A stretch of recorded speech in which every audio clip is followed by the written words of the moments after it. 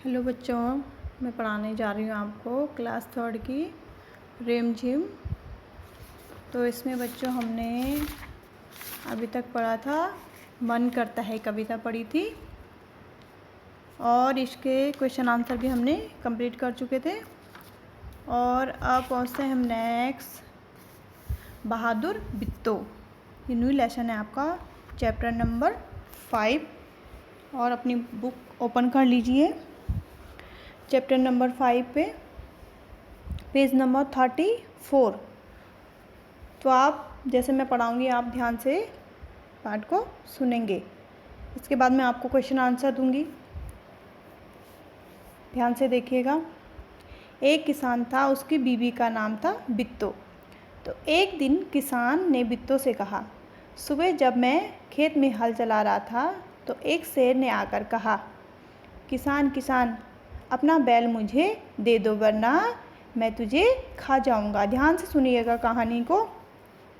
बित्तो ने उससे पूछा, तूने क्या जवाब दिया? किसान ने कहा, मैंने कहा तू यहीं रुक, मैं घर जाकर अपनी गाय ले आता हूँ। अगर तू बैल खा लेगा तो हम लोग भूखे मर जाएंगे। यह सुनकर बित्तो को बहुत गुस्सा आया। उसने किसान को फटकारा, घर की गाय शेर को खिलाते हुए तुम्हें शर्म नहीं आती? अगर गाय चली गई तो घर में दूध न लस्सी, बच्चे रोटी किस चीज़ के साथ खाएंगे? बित्तो को एक तरकीब सूझी। उसने कहा, तुम फौरन खेत में जाकर शेर से कहो कि मेरी बित्तो तुम्हारे खाने के लिए एक घोड़ा लेकर आ रही है। अब देखो आगे। किसान डरता डरता शेर के पास गया। उसने कहा, शेर राजा, हमारी गाय तो बड़ी मरियल है, तो उससे तुम्हारा क्या बनेगा? मेरी बीवी अभी तुम्हारे लिए एक मोटा ताज़ा घोड़ा लेकर आ रही है। चित्र में देखिए आप, इसमें देखो बित्तो भी बनी है, किसान भी बना है, घोड़ा, शेर। इसके बाद क्या हुआ? बित्तो ने सर पर एक बड़ा सा पगड़ बांधा और हाथ में दरांती लेकर घोड़े पर सवार हो गई। आप देख रहे होंगे यहाँ पे घोड़े में सवार हो रखी बित्तो। घोड़ा दौड़ाते वह खेत पर पहुंची और जोर से चिल्लाई, अरे किसान, तू तो कहता था कि तूने 4 शेरों को फांस कर रखा है, यहाँ तो सिर्फ एक ही है, बाकी कहाँ गए?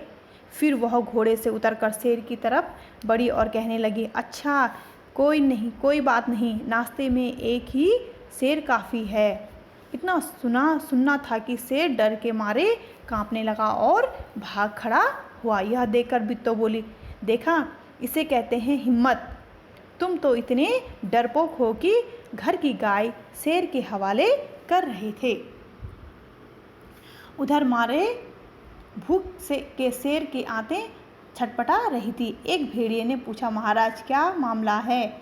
आप आज बहुत उदास दिखाई दे रहे हैं। शेर ने कहा, कुछ ना पूछो, आज मुश्किल से जान बची है। आज एक ऐसी राक्षसी से पाला पड़ गया है जो रोज सुबह 4 शेरों का नाश्ता करती। यह सुनकर भेड़िया बहुत हंसा। वह सुबह झाड़ी में छिपकर सारा तमाशा देख रहा था। उसने कहा, भोले बादशाह, वह तो बित्तो थी जिसे आपने राक्षसी समझ लिया। आप इस बार फिर कोशिश करके देखिए, अगर बैल आपके हाथ ना आए तो मेरा नाम भेड़िया नहीं। बहुत कहने सुनने पर शेर किसान के खेत में जाने के लिए तैयार हो गया, लेकिन उसने भेड़िए से कहा, तुम अपनी पूंछ मेरी पूंछ से बांध लो। दोनों जने पूंछ बांधकर चल पड़े।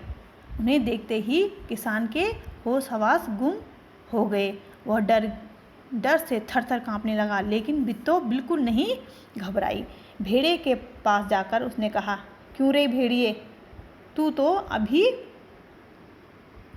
वादा करके गया था कि तूने अपनी पूंछ से 4 शेर बांधकर लाएगा, लेकिन तू तो सिर्फ एक ही शेर लाया है, वह भी मरियल सा। भला इसे खाकर मेरी भूख मिट सकती है। खैर इस वक्त यही सही है। इतना कहकर बिट्टू आगे बढ़ी। शेर के होश हवास उड़ गए। उसने समझा कि भेड़िए ने उसके साथ धोखा किया। वह फौरन वहाँ से भाग गया। भेड़िया बहुत चीखा चिल्लाया लेकिन शेर ने एक न सुनी। तेजी से भागता चला गया। किसान और बिट्टू आराम से रहने लगे। उन्हें मालूम था कि अब शेर उनके खेत की तरफ फिर कभी नहीं आएगा। तो ये कहानी थी बहादुर बिट्टू की। तो इसमें मैंने कुछ आपको प्रश्न उत्तर करवाए हैं। शेर किसान से क्या लेने गया था? तो शेर किसान से क्या लेने गया था? बैल लेने गया था। नेक्स्ट है, शेर ने बिट्टू को राक्षसी क्यों समझ लिया? तो मैंने अभी आपको बताया। तो शेर ने जब बिट्टू को किसान से बातें करते सुना तो वह नाश्ते में क्या कह रही थी कि मैं तो 4 शेरों का नाश्ता करती हूँ। तो इसलिए वो शेर वहाँ से भाग गया। बैल की जान कैसे बची? तो बिट्टू की समझदारी से बैल की जान बची। आपने देखा बिट्टू ने कितनी समझदारी दिखाई किसान के सामने और शेर के सामने, तो इसलिए उसकी जान बची।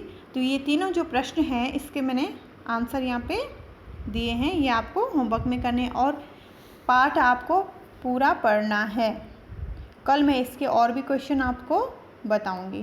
So thank you.